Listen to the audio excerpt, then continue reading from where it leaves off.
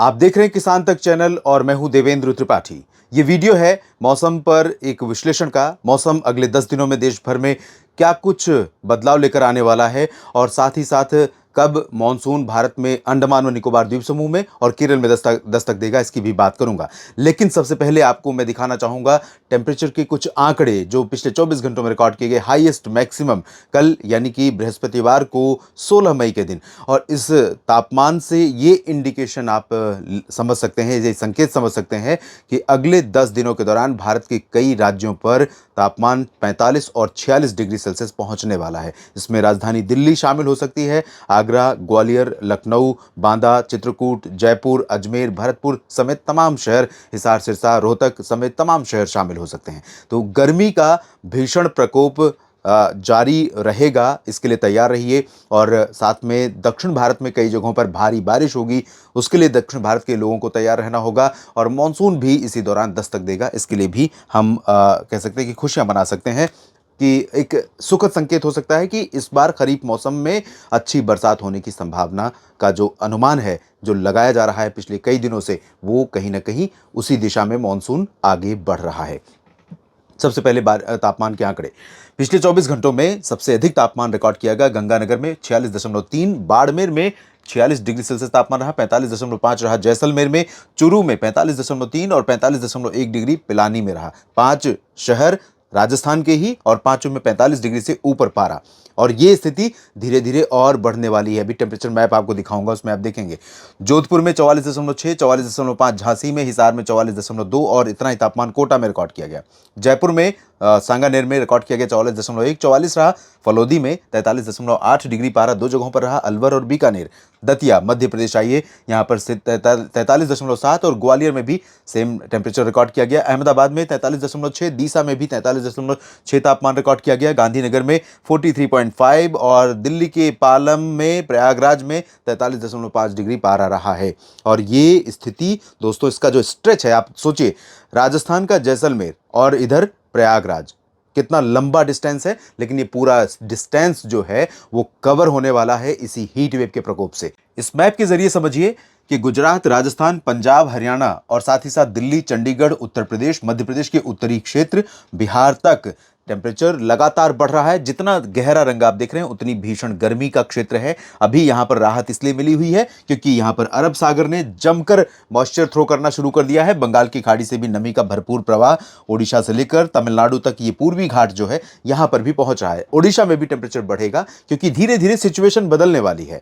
सारी जो एनर्जी है वो यहां जब इकट्ठा होगी, जब सिस्टम बनना शुरू होगा जो कि मानसून के दक्षिणी अंडमान सागर पर पहुंचने के दौरान बनने वाला है, लो प्रेशर या डिप्रेशन और हो सकता है साइक्लोन भी बन जाए, तब ये जो अभी का फ्लो है वो थोड़ा सा रिड्यूस हो जाएगा, कॉन्सेंट्रेट करेगा एक ही जगह पर, जिसकी वजह से यहां पर फ्लो कम होगा। लेकिन जो पूर्वोत्तर भारत है और पूर्वी भारत का क्षेत्र है, इसमें बिहार भी शामिल है, यहां पर हवाएं नमी वाली थोड़ी थोड़ी पहुंचती रहेंगी। इसके बावजूद, इसके चलते ही यहां पर टेम्परेचर में थोड़ा सा लगाम लगी रहेगी। ये आज की स्थिति है, जहां पर आप देखें पश्चिमी क्षेत्रों में 45 डिग्री सेल्सियस अहमदाबाद, जोधपुर और बहावलपुर यानी पाकिस्तान के ऊपर दिखाई दे रहा है। और इधर जो रीजन है इनमें अपेक्षाकृत थोड़ा कम है, लेकिन धीरे धीरे बढ़ेगा। और यही मैं आपको 25 मई का जो प्रोजेक्शन है वो दिखाता हूं, 2 बजे 3 बजे के आसपास का। 46 डिग्री सेल्सियस, 47 जोधपुर, 48 बहावलपुर, यानी पाकिस्तान से सटा हुआ जो भारत का पश्चिमी क्षेत्र है, यहां पर भीषण गर्मी लोगों का जीना मुहाल कर देगी, बुरा हाल कर देगी। और ये स्थिति आप देखिए, सिस्टम जब बन जाएगा, सिस्टम आगे बढ़ जाएगा, यहाँ पर मानसून आ जाएगा, उस दौरान आते आते हैदराबाद तक में और तेलंगाना के बाकी हिस्सों या आंध्र प्रदेश के भागों में, महाराष्ट्र के क्षेत्रों, छत्तीसगढ़, उड़ीसा, इन सभी भागों में तापमान बढ़ने लगे। लेकिन बिहार में और पूर्वोत्तर भारत में, झारखंड, पश्चिम बंगाल में हालात थोड़ा बेहतर रहेंगे, लेकिन उमस ज़्यादा रहने के कारण यहाँ पर भी लोगों को गर्मी से राहत नहीं रहेगी। 40 डिग्री 39 डिग्री तापमान भी 45 के करीब एक्सपीरियंस आप करेंगे। तो ये स्थिति टेम्परेचर की रही। और अब बात करता हूँ आपको उस समय की जब यहाँ पर मानसून दस्तक देने वाला होगा। भारत के दक्षिणी अंडमान सागर और दक्षिण पूर्वी बंगाल की खाड़ी का ये जो हिस्सा है, यहाँ पर मानसून का सबसे पहले अराइवल होता है। लेकिन भारत में ऑफिशियली अनाउंसमेंट होता है जब केरल के भागों में मानसून का अराइवल हो जाता है, जो कि आमतौर पर 1 जून को यहाँ पर पहुँचता है। पिछले साल 8 जून को पहुँचा था, उसकी भी लाइन आपको दिखाऊंगा। लेकिन उस दौरान ये 20 मई 19 मई की स्थिति है जब यहाँ पर केरल में जमकर बरसात हो रही होगी, त्रिवेंद्रम से लेकर कोचीन, वायनाड, पलक्कड़ और आसपास के इलाकों में। और यहाँ पर जो बरसात हो रही होगी उसको देख करके कोई भी ये कह सकता है कि मानसून आ चुका है।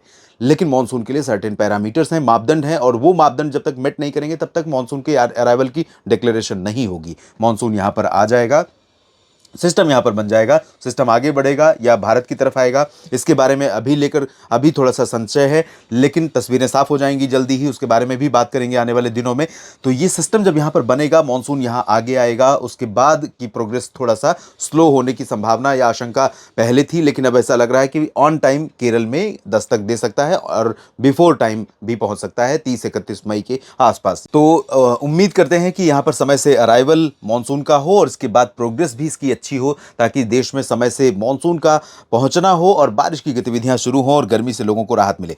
ये देखिए पिछले साल का जो मानसून का अराइवल का समय था उसकी लाइनें हैं, ये सामान्य समय सीमा की लाइन है जो लाल रंग की आप देख रहे हैं, और यहाँ पर अंडमान व निकोबार द्वीप समूह में पहुंचा तो था 19 मई को, लेकिन यहाँ पर स्टेशनरी रह गया था काफ़ी समय तक, 29 मई तक यहाँ से प्रोग्रेस नहीं हुई थी। उसके बाद जब प्रगति होनी शुरू हुई तब ये आगे बढ़ा और 8 जून को यहाँ पर केरल में मानसून का अराइवल हुआ था। 7 जून तक ये आगे नहीं बढ़ा था, सिर्फ तमिलनाडु श्रीलंका के ऊपर था, और 7 से 8 जून के बीच में केरल तमिलनाडु के दक्षिणी भागों में मानसून पहुंचा था। उसके बाद थोड़ा धीमा हुआ, धीमा होने के बाद बहुत तेज़ गति से ये आगे बढ़ गया था, और 8 जून की ये लाइन है पहली जो कि भारत में पहुंची थी।